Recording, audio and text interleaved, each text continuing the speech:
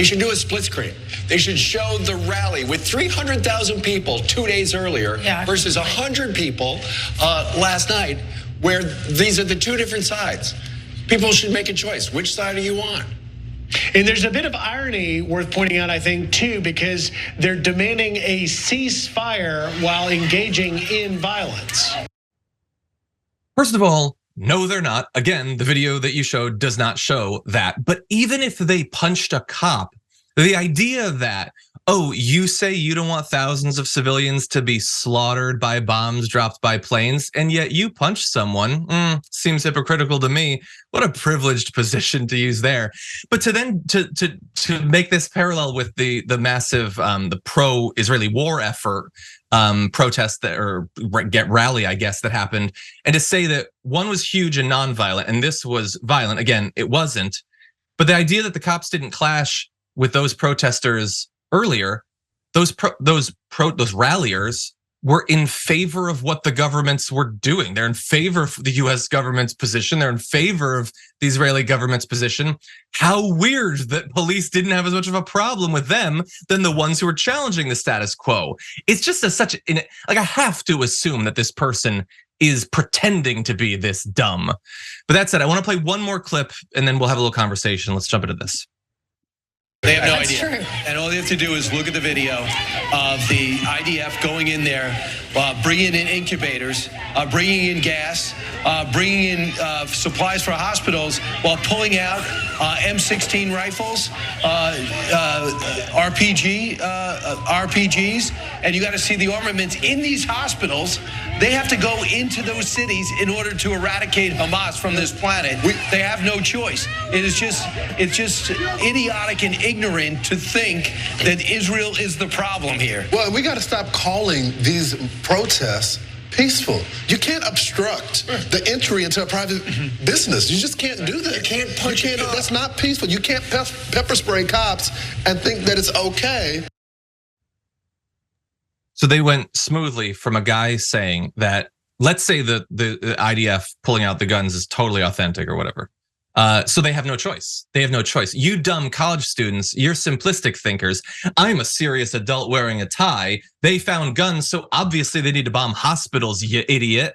To a guy saying, if you block the doorway of a building, that's not peaceful.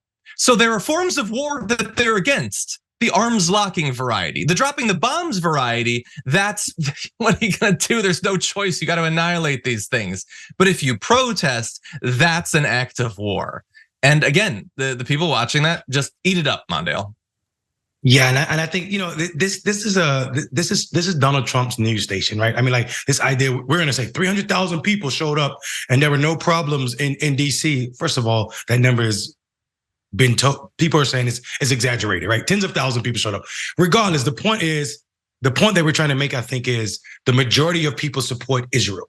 And I think they're going back to exactly what you were saying. This is not about whether you support Israel or Gaza or Palestinians. This is about this military move by this government, Benjamin Netanyahu's government, needs to stop for humanity's sake.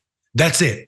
And then they're trying to push a narrative that there's no need to stop because Israeli is bringing in generators, which they're not. The Israeli government is not bringing in. They're doing polls so other people can do humanitarian work, but they're not doing that. The IDF is not doing that. This is full of lies. And then they just spout into this idea that somebody punched the police, that somebody. I am a black man. Every time a police officer has wanted me to be locked up, I was locked up, whether it was for resisting arrest, for saying no to that person, whether it was for looking at him wrong or saying something slick back to him because they said something slick to me. This idea that police got punched is more than fanciful. What probably happened was they were snatching somebody around and somebody's body part might have touched a police officer while they were getting snatched and thrown around. There's no humanity in what we just watched on Fox News. These people don't care about facts. They don't care about the ones that they've othered, whether that's LGBTQI people, whether that's, in this case, people from Palestine. This man said, sitting in that chair comfortably beside 4 other adults, Israel has no other choice but to go in here and eradicate these people. Basically what you're saying, anything or anybody, and they prefer to say thing, anything that is destroyed, including human life, trying to eradicate Hamas is verified or justified just because Hamas needs to be eradicated. The problem with that is babies are dying. Individuals who had nothing to do with that government, Hamas, are dying. We are sitting silent in this country. We are responsible for it as well. Yeah. I mean, our literal weapons are being used in a lot of cases. There were 3,700 people. Like I believe it was 700 patients, 3,000 people sheltering in the hospital. I don't know. Maybe they did bring generators or whatever. Considering the scrutiny now that the media is putting on them, it would probably be a good idea, at least for PR. But let me ask everyone in the audience a question. Does that make everything okay? A bomb is dropped, your daughter is blown to bits, but they bring a generator later.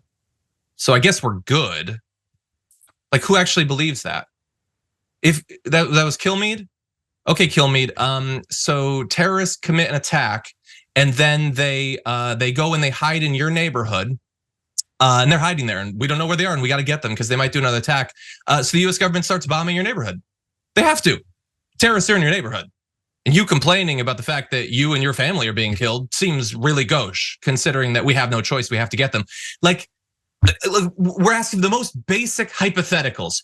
What if it was happening to you? Would you think that's acceptable? And literally no one would say that it was, but it's not happening to them.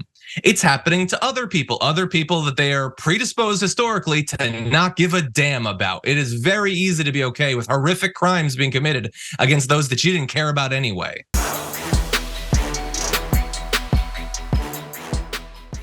Check out the Damage Report podcast each day, wherever you get your podcasts, whether Pocket Casts or Stitcher or iTunes. You can join me as I give you the news and stories you want, with a range of co-hosts and interview guests jumping in on the fun each day. Again, that's the Damage Report, wherever you get your podcasts. And if you get them at iTunes, don't forget to rate and review. Sometimes I'll read them live on the show.